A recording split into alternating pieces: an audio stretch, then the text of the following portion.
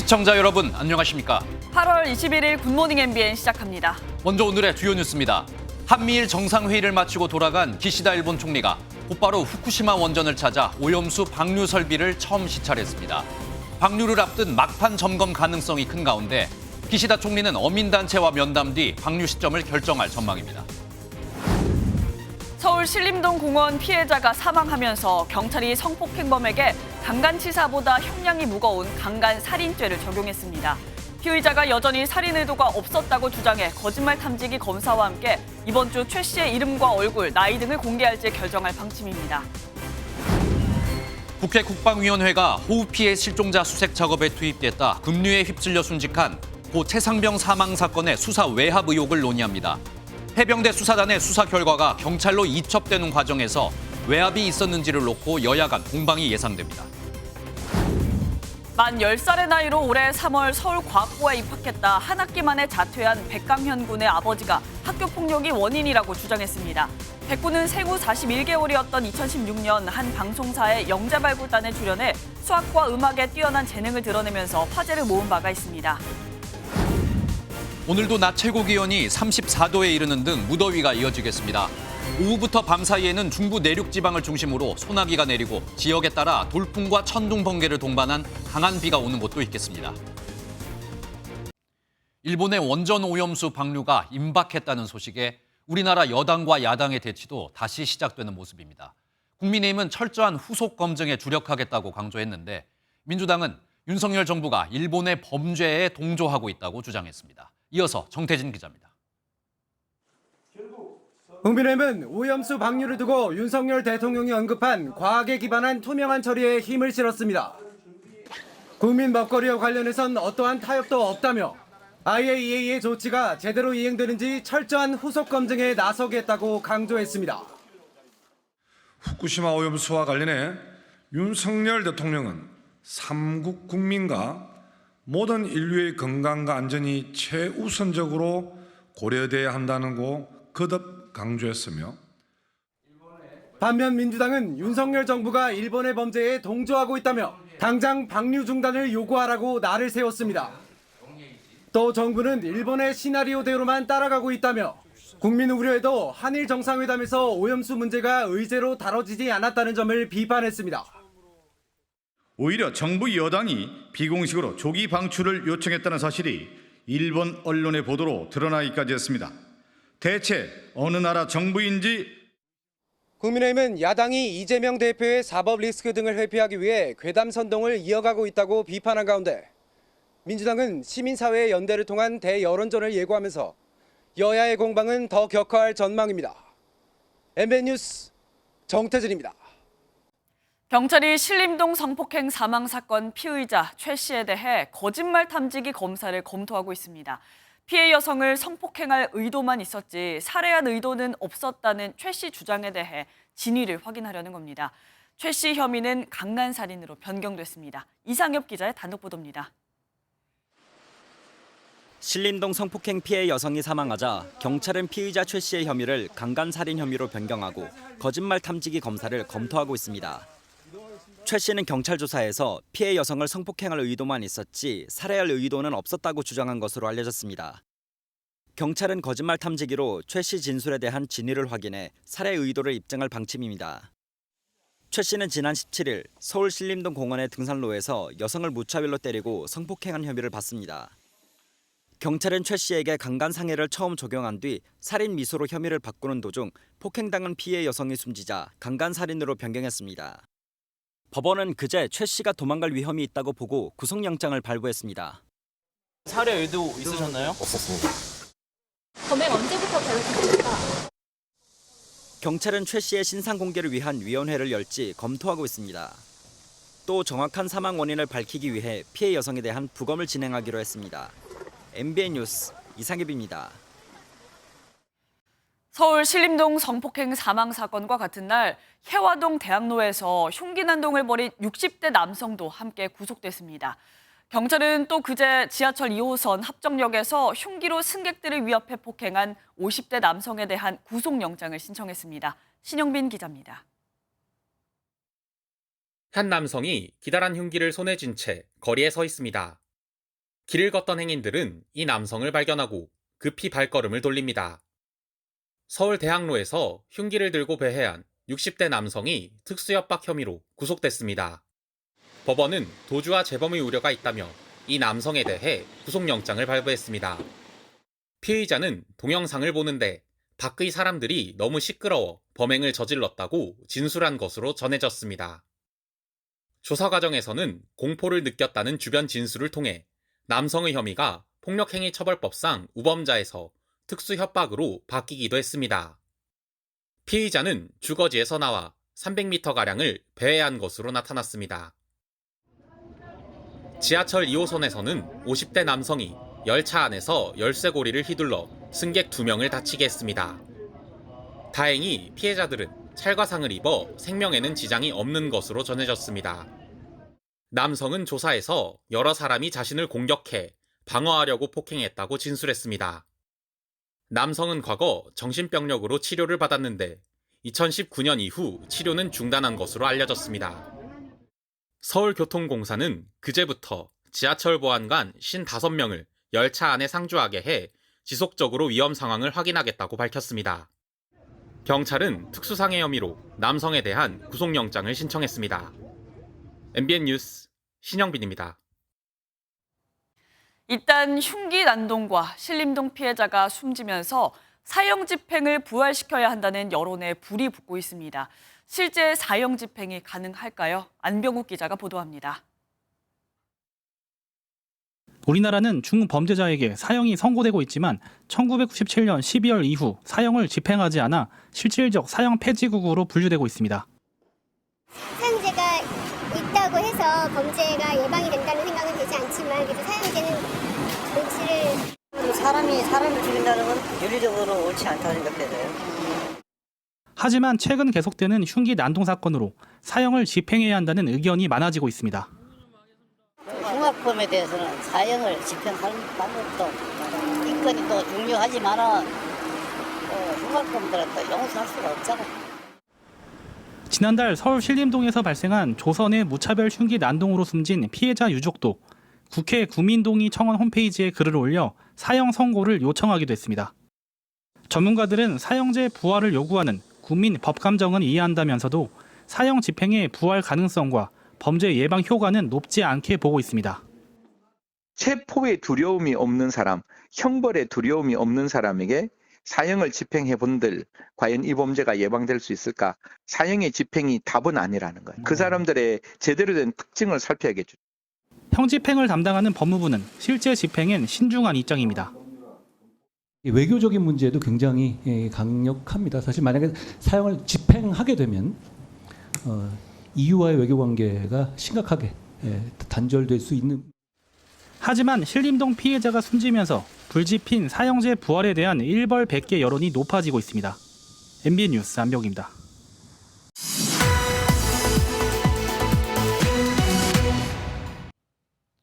서울 신림동에서 발생한 이 등산로 성폭행 피해자가 결국 숨지면서 안타까움과 함께 국민적 공분이 일고 있습니다.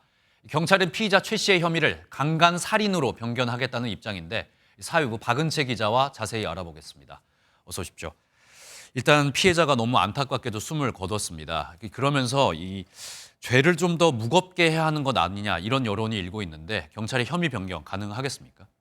네, 살인의 고의성을 입증해내는 게 관건입니다. 안타깝게도 피해자가 세상을 떠나면서 당초 구속영장 신청 때 적용된 혐의인 강간상해를 유지할 수 없게 됐고 강간살인으로 혐의가 바뀌었죠. 영장 실질심사 때 최 씨는 취재진의 질의에 살해 의도가 없었다고 답했는데요. 경찰은 객관적으로 살인을 저질렀다고 볼 만한 증거를 축적하겠다고 강조했습니다. 고의성 입증에 주력하겠다는 얘기입니다. 오늘 진행될 피해자의 부검 결과에 따라 살인 의도 등 고의성 입증에 필요한 증거가 모일 걸로 보입니다. 네, 그리고 이 피의자가 굉장히 흉악하고 위험한 이 흉기를 미리 준비해서 범행을 저질렀잖아요. 이런 경우에는 이 고의성을 좀 입증하는 데도 영향을 미칠 것 같은데요. 네, 맞습니다. 처음부터 살해할 의도가 없었다고 하더라도 금속 재질의 너클처럼 위험한 도구를 범행에 사용했다면 고의성이 있다고 판단될 수 있습니다.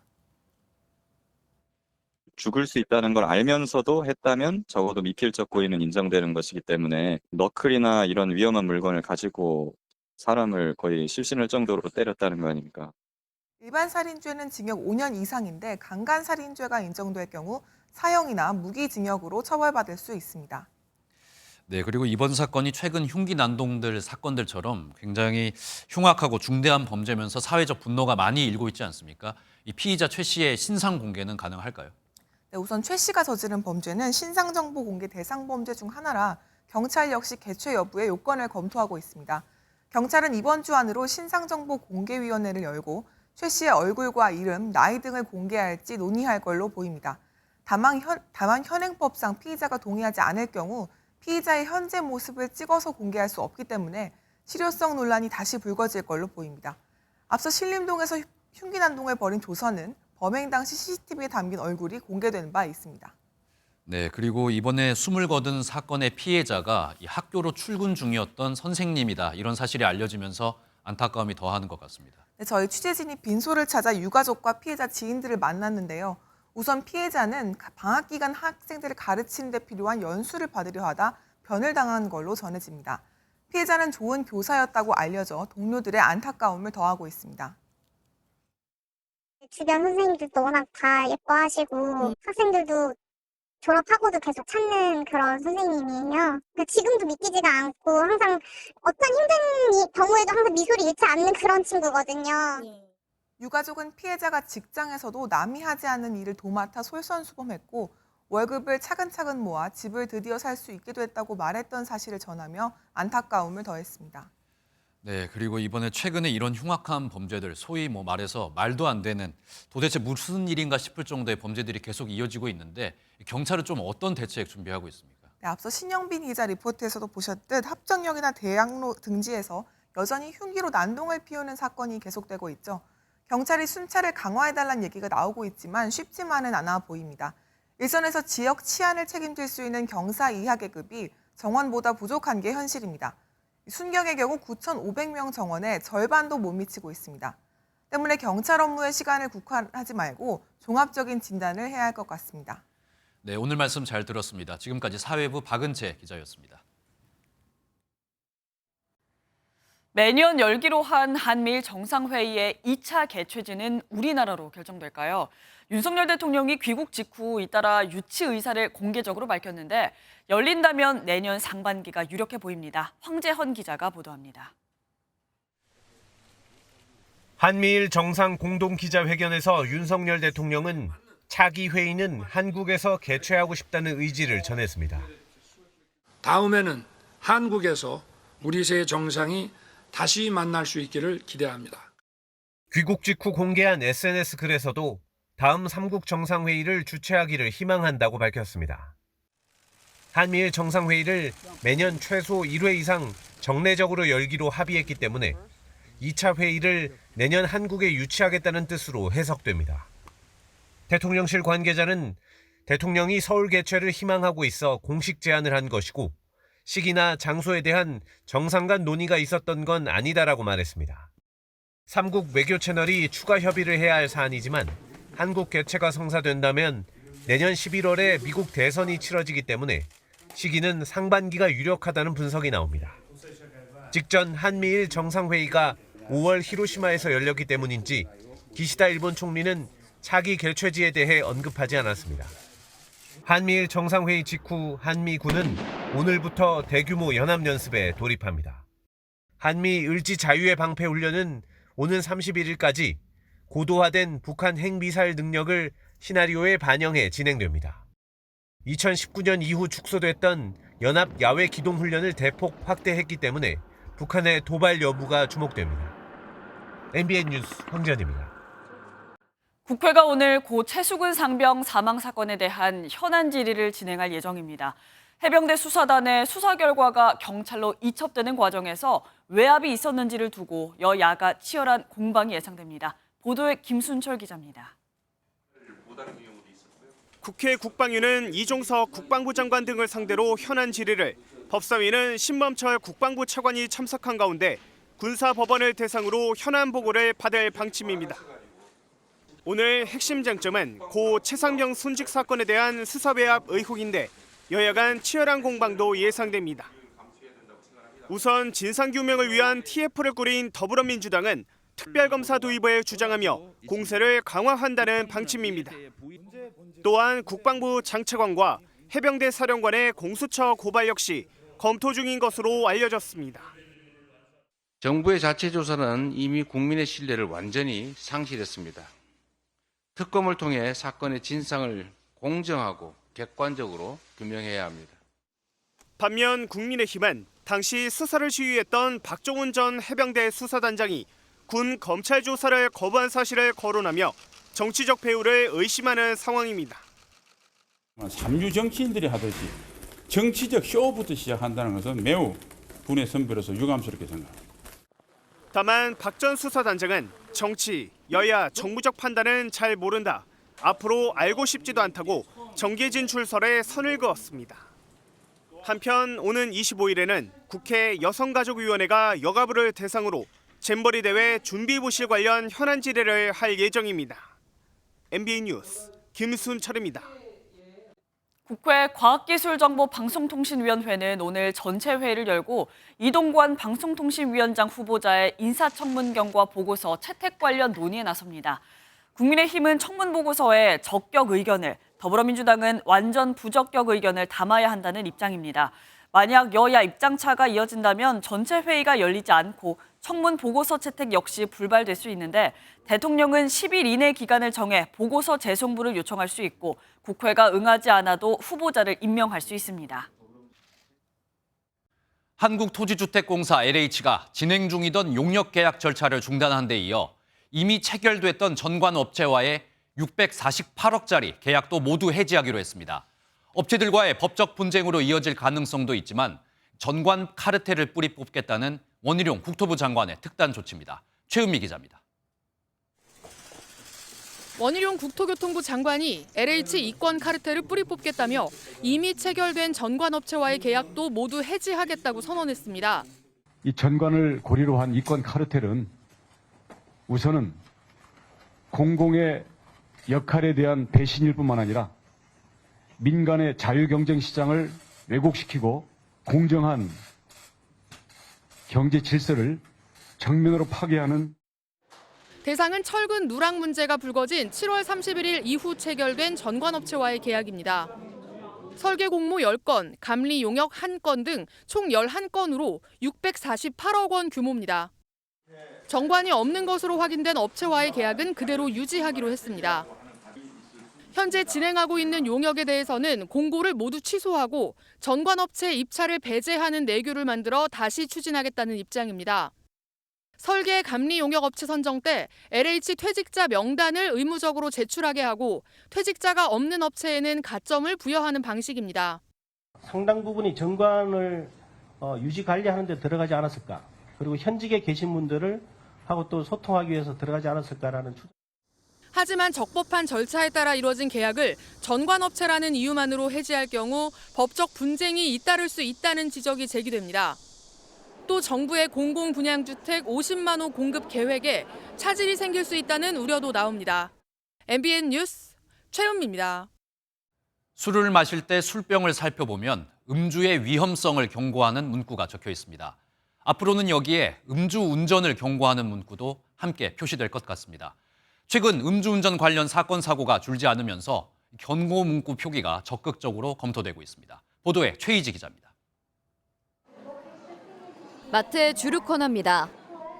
진열된 술병을 보면 지나친 음주에 대한 경고 문구가 적혀 있습니다. 앞으로는 술병에 음주운전은 살인과 같다라는 음주 경고 문구가 표기될 수도 있습니다. 음주운전으로 인한 폐해가 지속되면서 음주운전을 경고하는 문구도 포함해야 한다는 논의가 적극 검토되고 있습니다. 실제로 음주운전 적발 건수는 지난 5년간 평균 13만 건 이상입니다. 사망자 수도 평균 260건가량 발생하고 있습니다. 이와 같은 위험성에 해외 47개국에선 음주로 인한 폐해를 술병에 표기하도록 규정하고 있습니다. 미국에서는 음주운전, 임신 중 음주, 건강의 위험성을 경고 문구로 표기하고 있고 튀르키예 술병에서도 비슷한 경고를 찾아볼 수 있습니다.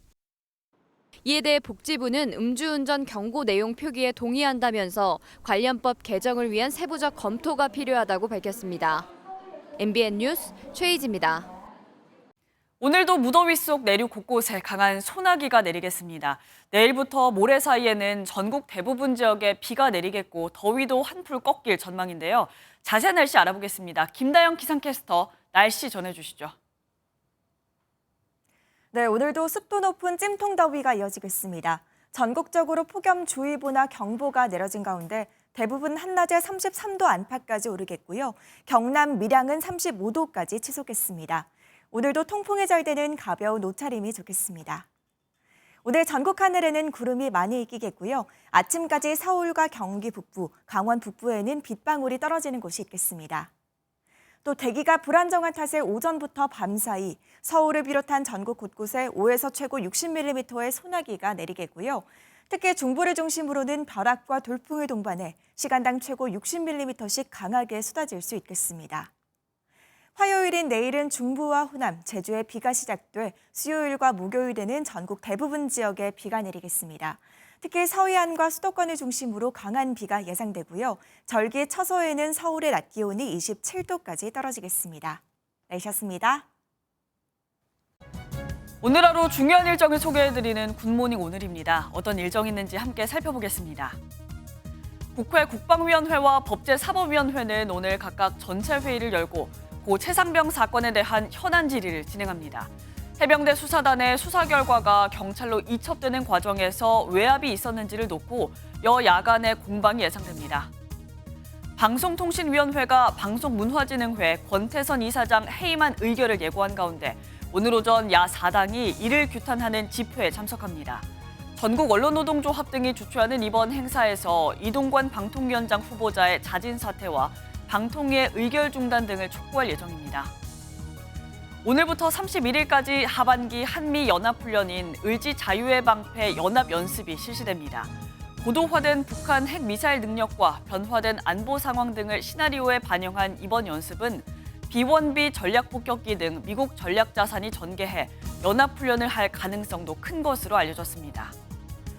윤석열 대통령이 용산 대통령실에서 오전 9시엔 을지 국가안전보장회의 NSC를, 오전 10시엔 을지 국무회의와 정례 국무회의를 차례로 주재합니다. 현재 군사 상황을 보고받는 등 관련 안건을 처리하고 국가 비상 상황에서의 예산 편성을 심의할 것으로 보입니다. 또 이와 함께 한미일 정상회의 성과에 대해 대국민 메시지를 발표할 예정입니다. 김정은 북한 국무위원장이 조선인민군 해군 함대를 시찰하고 전략무기 발사 훈련을 참관한 것으로 확인됐습니다. 한국과 미국이 오늘부터 실시하는 한미연합연습, 을지 자유의 방패를 겨냥한 군사적 행보라는 해석이 나옵니다. 북한의 해킹 조직 김숙희가 상반기 한미연합연습을 겨냥해 지속적으로 사이버 공격을 시도한 정황이 확인됐습니다. 연말정산 자료에 문제가 생겼다는 악성 메일을 발송해 컴퓨터에 악성 코드를 심었습니다. 보도에 김세희 기자입니다. 세무법인에서 연말정산 자료에 문제가 생겼다며 보낸 메일입니다. 자료 여는 법부터 비밀번호까지 구체적인데 북한의 해킹 조직 김숙희의 악성 메일이었던 겁니다. 김숙희는 지난 2014년 한국 수력 원자력을 해킹해 원전 도면을 일부 탈취하며 알려졌습니다. 메일은 지난 2월부터 한미연합연습에 파견된 운영업체 워게임 직원들을 상대로 발송됐습니다. 오늘부터 시작한 한미연합연습을 겨냥해 관련 자료를 유출하기 위한 것으로 풀이됩니다. 해당 메일은 연말정산을 이유로 컴퓨터에 악성 코드를 심고 원격 접속으로 업무 진행 상황이나 신상 정보를 실시간으로 빼돌렸습니다. 다행히 미군 보안 시스템으로 군 관련 정보는 유출되지 않았습니다. 하지만 일부 직원들이 메일을 확인하면서 악성 코드에 감염된 것으로 알려졌습니다. 경찰과 미군이 5개월 동안 공조 수사에 나선 결과 이번 해킹 시도의 IP가 2014년의 해킹 방식과 일치하기도 했습니다. 해킹 메일에는 우리나라에서는 사용하지 않는 북한식 단어 표현도 발견돼 눈길을 끌었습니다. 경찰은 지난달 미국 육군 인사처를 사칭한 메일이 주한미군 근무자에게 발송됐던 사실도 확인해 수사를 계속하고 있습니다. MBN 뉴스 김세희입니다. 만 10살의 나이로 서울과학고에 합격해 천재 소년으로 불리던 백강현 군이 고등학교 입학 반년 만에 돌연 자퇴했습니다. 그런데 백 군의 아버지가 자퇴의 이유로 학교 폭력을 당했다고 주장하면서 파문이 커지고 있습니다. 표선우 기자가 보도합니다. 2016년 한 방송 프로그램에 IQ 천재로 소개돼 화제를 모았던 백강현 군. 오늘도 한번 중학 경시대회 문제를 한번 풀어보도록 하겠습니다. 10살이 된 올해 서울과학고에 조기 입학했는데 그제 돌연 자퇴 사실을 밝혔습니다. 백 군은 자신의 유튜브에 문제 푸는 기계가 되어가는 자신을 발견했다며 작곡 등 창의적인 활동을 하기 위해 자퇴했다고 말했습니다. 그런데 영상을 올린 지 하루 만에 백 군의 부모는 백 군이 다니던 과학고 학부모로부터 협박 메일을 받았다며 이를 공개했습니다. 메일엔 백 군이 중간고사에서 수학 한 문제밖에 못 푸른 게 자퇴의 이유라며 학교 이미지 실추하지 말고 영상을 삭제하라는 내용이 담겼는데 이에 백 군의 부모는 백 군이 학교 폭력을 당한 게 자퇴의 진짜 이유라고 폭로했습니다. 같은 반 친구들이 백 군과 같은 조가 되면 망한 조다라며 면박을 주고 인터넷에 욕설을 올리는 등 괴롭혔단 겁니다. 백 군의 부모는 경찰 고발 직전까지 갔었던 심각한 사안이지만 학교 측에 어떠한 지원도 없었다고 주장했습니다. 학교 측은 사실관계 파악에 나선 가운데 백 군의 부모가 구체적인 학폭 피해를 추가 폭로하겠다고 예고하면서 논란은 거세지고 있습니다. MBN 뉴스 표선우입니다. 김명수 대법원장의 임기가 다음 달 24일 마무리되면서 차기 후보가 이번 주 안에 지명될 전망입니다.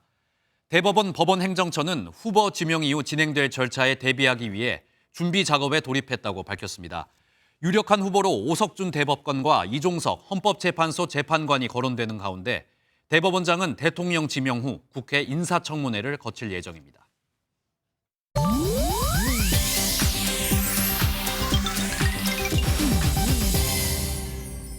인터넷에서 화제가 되고 있는 소식들을 모아 전해드리는 인터넷 와글와글입니다.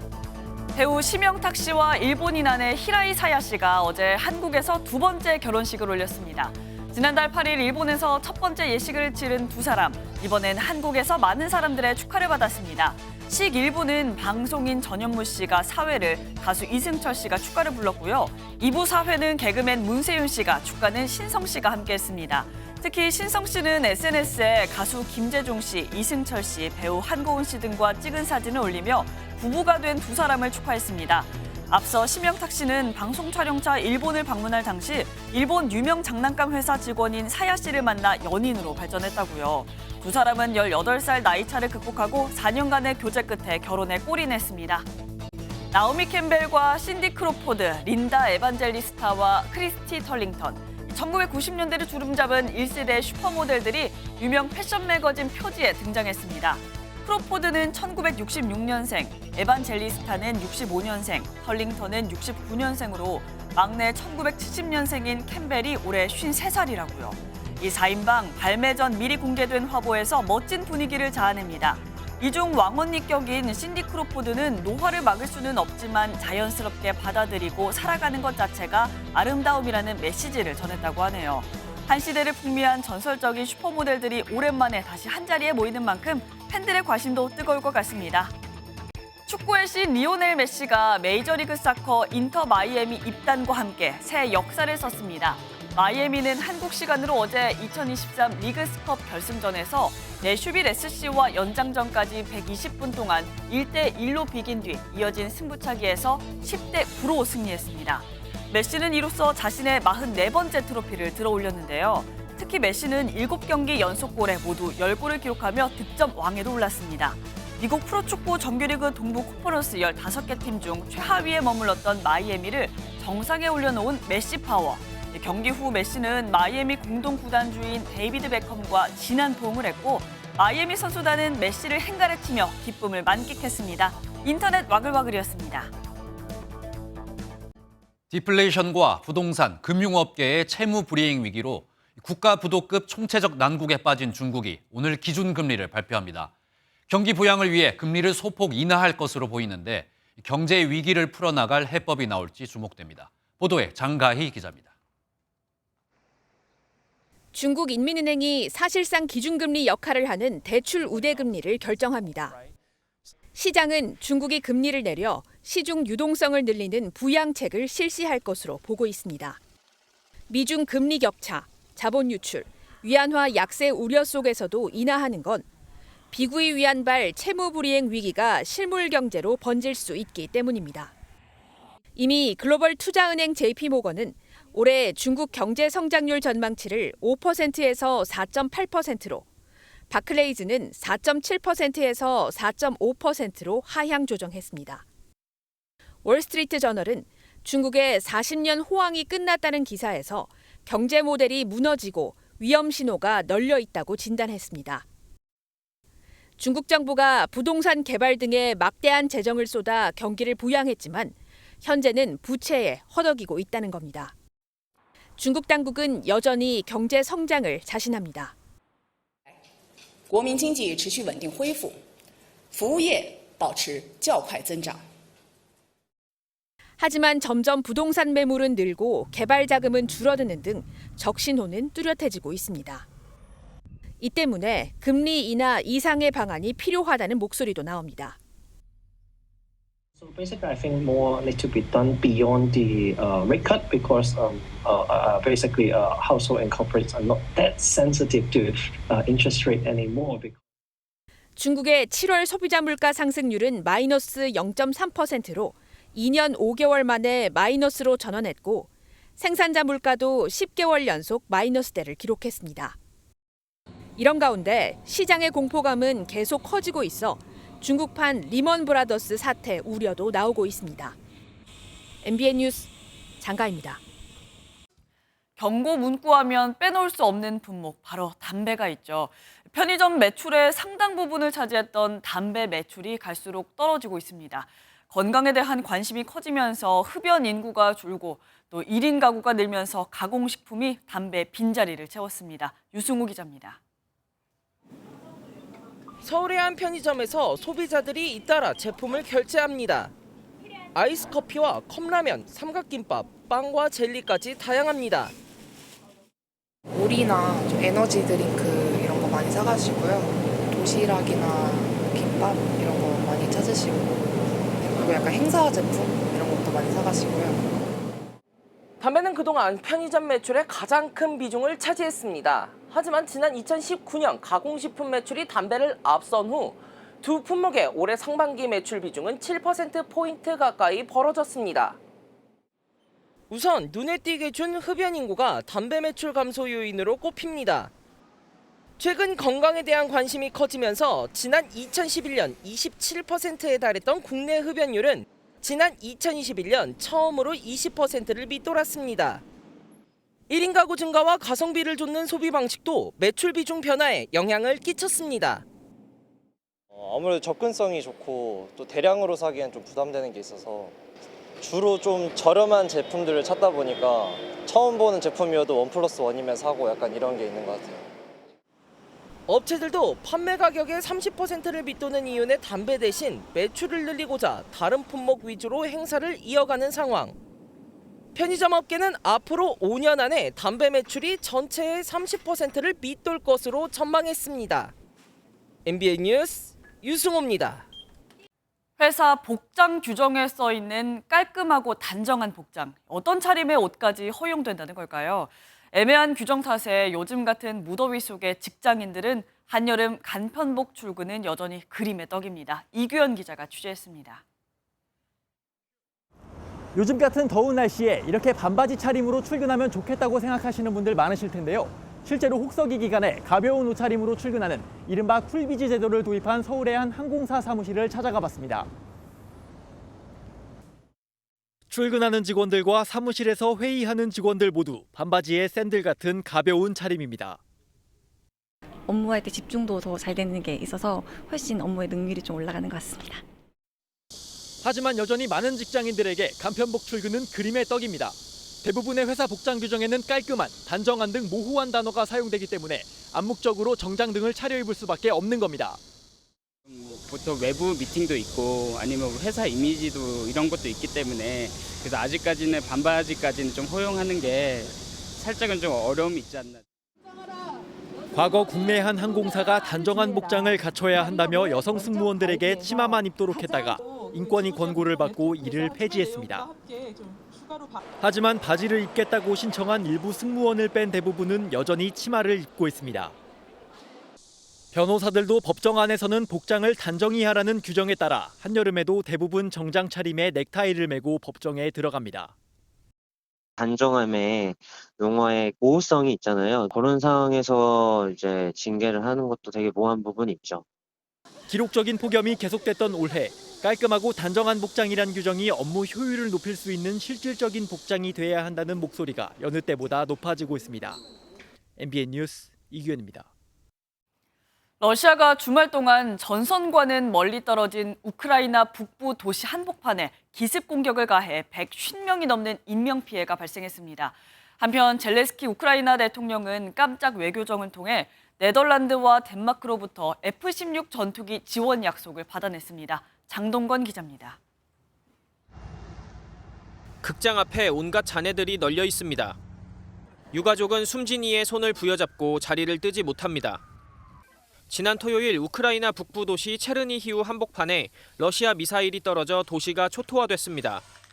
Сидела на рабочем, была на рабочем месте, и за секунду взрыв, и плита упала мне на голову. Я была со своей подружкой. 상가와 주택이 몰려있는 인구 밀집 지역을 겨냥한 공습에 6살 소녀를 포함한 7명이 숨지고 148명이 다치는 등 큰 피해가 났습니다. 전투기 확보를 위해 유럽을 깜짝 방문한 젤렌스키 대통령은 정교회 축일 동안 극악무도한 공격이 이루어졌다며 규탄했습니다. 젤렌스키 대통령은 순방길에 네덜란드와 덴마크로부터 F-16 전투기 지원 약속도 받아냈습니다. 미국이 우크라이나에 대한 전투기 제공을 승인한 지 사흘 만입니다. Ще один крок на посилення повітряного щита України. Це F-16, літаки, які ми використаємо, щоб тримати російських терористів подалі від українських міст і сил. 서방에선 우크라이나가 대반전에 성공할 가능성이 점점 작아지고 있다는 분석이 나오는 가운데 F-16 확보가 전황을 바꿀 수 있을지 주목됩니다. MBN 뉴스 장동건입니다. CJ 대한통운 슈퍼레이스 챔피언십 5라운드 슈퍼 6000 클래스 용인 나이트레이스 결승에서 지난해 올해 드라이버상을 받은 김재현이 우승하며 시즌 첫 승을 거뒀습니다. 그제 수도권 첫 나이트레이스에 3만 명 관중이 찾은 가운데 김재현은 예선과 결선 모두 1위에 오르는 폴투윈을 달성하며 올 시즌 두 번째 밤의 황제 타이틀을 얻었습니다. 오늘도 습도 높은 찜통더위가 이어지겠습니다. 전국적으로 폭염주의보나 경보가 발효 중인 가운데 대부분 한낮에 33도 안팎까지 오르겠고요. 경남 밀양은 35도까지 치솟겠습니다. 오늘도 통풍에 절되는 가벼운 옷차림이 좋겠습니다. 대기가 불안정한 탓에 오늘도 소나기 구름이 발달하겠습니다. 오전부터 밤사이 서울을 비롯한 전국 곳곳에 5에서 최고 60mm의 소나기가 내리겠고요. 특히 중부를 중심으로는 벼락과 돌풍을 동반해 시간당 최고 60mm씩 강하게 쏟아질 수 있겠습니다. 화요일인 내일은 중부와 호남, 제주에 비가 시작돼 수요일과 목요일에는 전국 대부분 지역에 비가 내리겠습니다. 특히 서해안과 수도권을 중심으로 강한 비가 예상되고요. 절기 처서에는 서울의 낮 기온이 27도까지 떨어지겠습니다. 오늘 전국 하늘에는 구름이 많이 끼겠고요. 아침까지 서울과 경기 북부, 강원 북부에는 빗방울이 떨어지는 곳이 있겠습니다. 또 남부 내륙은 아침까지 짙은 안개를 주의하셔야겠습니다. 이 시각 현재 기온 보겠습니다. 서울 26.3도, 부산 27.2도 등 곳곳에서는 열대야 현상이 나타나고 있고요. 낮 기온은 서울 32도, 대전 33도, 광주와 대구는 34도까지 오르겠습니다. 중부지방은 금요일 오전까지도 비가 이어질 전망입니다. 오늘처럼 구름이 많이 낀 날이나 비 오는 날에는 자외선 차단제를 바르지 않아도 된다 생각하시는 분들도 많은데요. 하지만 파장이 긴 자외선 A는 구름을 통과해 지상까지 내려옵니다. 또 구름의 반사와 산란이 일어나 맑은 날보다 자외선 복사량이 더욱 증가하는데요. 따라서 흐린 날에도 자외선 차단제를 발라주셔야 합니다. 자외선 차단제는 외출 30분 전에 발라야 효과적이고요. 2시간에서 3시간마다 덧바르는 것이 좋습니다. 지금까지 날씨와 생활정보였습니다. 월요일 아침 굿모닝 MBN 마치겠습니다. 함께해 주신 여러분 고맙습니다.